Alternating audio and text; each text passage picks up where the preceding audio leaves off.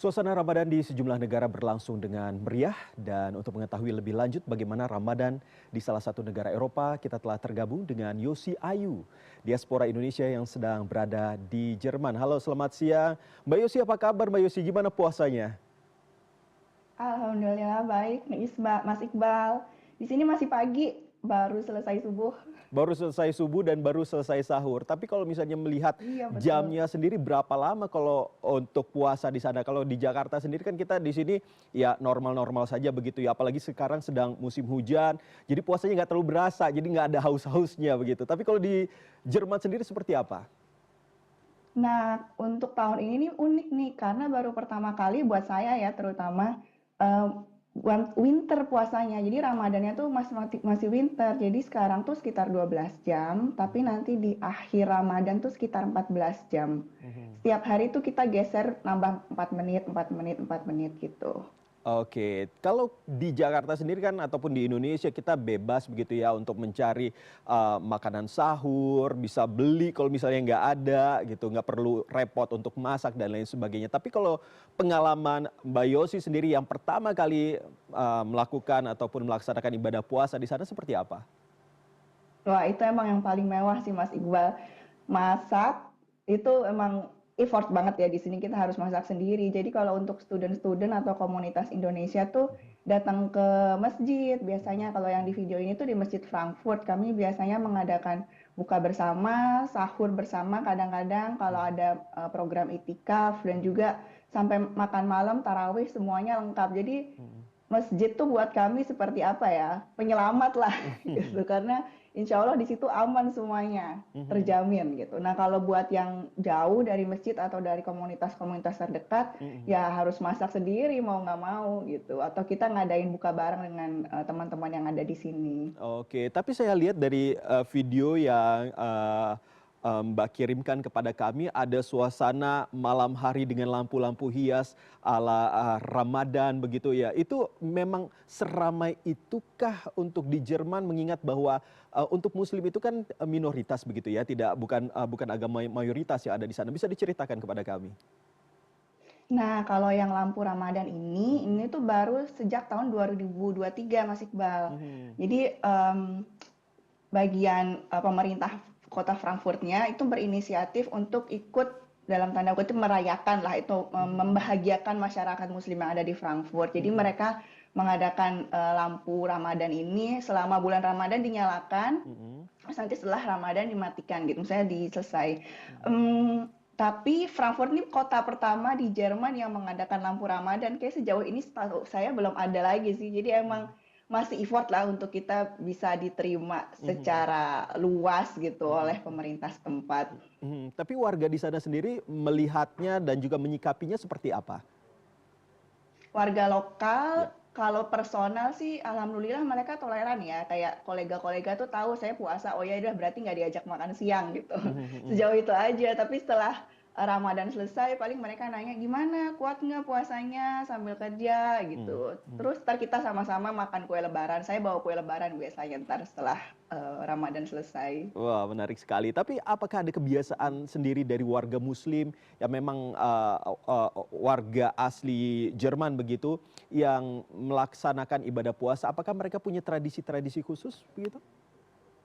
Kalau warga muslim di sini Mhm, biasanya itu keturunan Turki mhm, atau Albania atau Bosnia gitu ya. mhm, Nah, mereka biasanya mengadakan tradisi sesuai di kultur negara asalnya masing-masing kayak sholat jamaah, tarawih, buka mhm, bersama itu pasti ada. mhm, Terus beberapa masjid mengadakan itikaf. mhm, mhm, Kemudian sekarang sudah mulai ada namanya Ramadan kalender. Jadi untuk anak-anak kecil yang masih belajar puasa, mhm. beberapa toko swalayan tuh mereka bikin satu paket tiga Yap. puluh hari isinya coklat-coklat, permen-permen supaya anak-anak tuh semangat puasa gitu. Tiap buka Mhm, puasa dibuka satu gitu. Nah, itu mhm. mulai ada di sini. Wah, menarik sekali. Tapi ada kegiatan lainnya begitu yang unik, yang mungkin berbeda begitu apabila kalau misalnya di Indonesia kan kegiatan-kegiatan kita biasanya menunggu waktu berbuka puasa, terus ya segala macam begitu ya. Tetapi kalau di sana ada kegiatan khususnya nggak sih?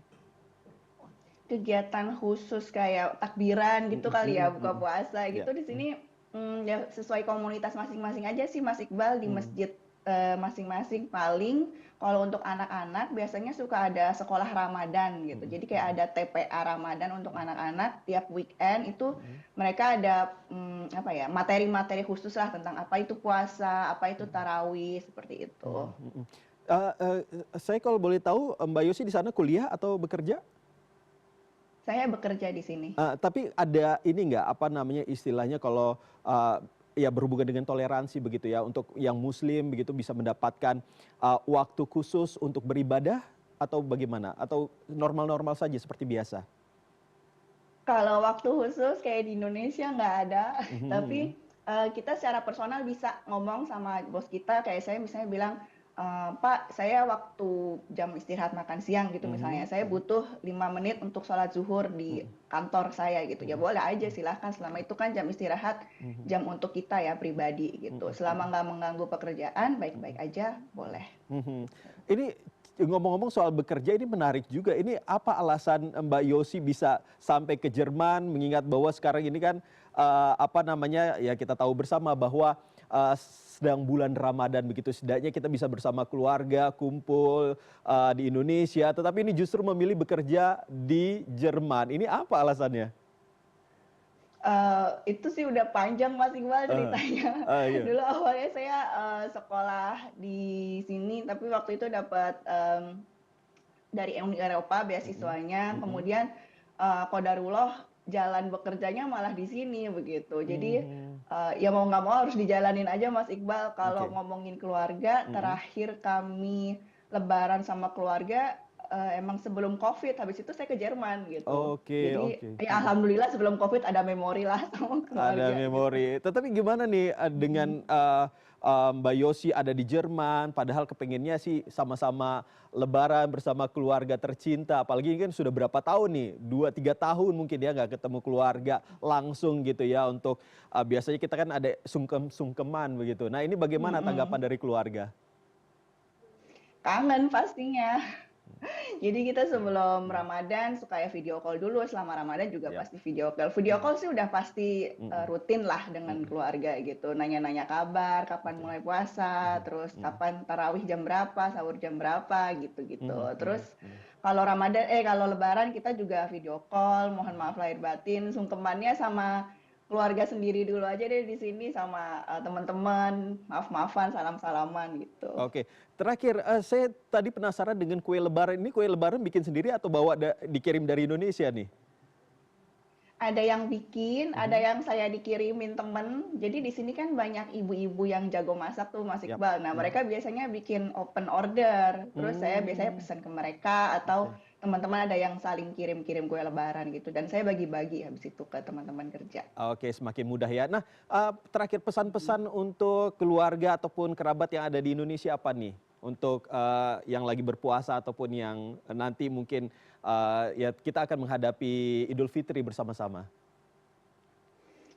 Pesannya mudah-mudahan puasanya lancar, ibadah Ramadannya lancar, Mhm, kita sama-sama dapat keberkahan, amin. mudah-mudahan dapat Lailatul Qadar dan, mmm, ini semualah damai semua untuk semuanya. Amin. Terima kasih Mbak Yosi Ayu, diaspora Indonesia di Jerman yang saat ini sedang bekerja. Ya tentunya kita sama-sama berharap apa yang tadi Mbak Yosi harapkan semuanya bisa diterima, amal ibadahnya dan lain-lainnya bisa benar-benar terwujud. Terima kasih sekali lagi. Assalamualaikum. Waalaikumsalam, makasih Mas Iqbal. Sama-sama.